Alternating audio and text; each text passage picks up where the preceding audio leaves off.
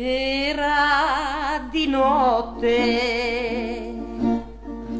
e passeggiavo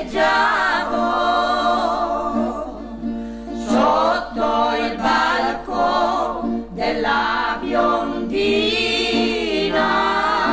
mia. Stavo cantando una canzoncina, mai più pensavo d'andare alla prigione. S'avvicinarono due signori che allora mi dissero: non ti scusare,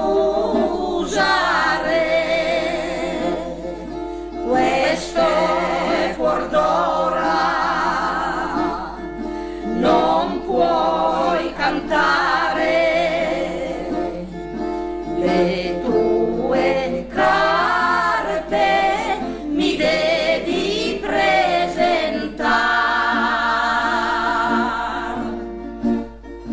e te la darò io. Cantare di notte con la chitarra e il mandolino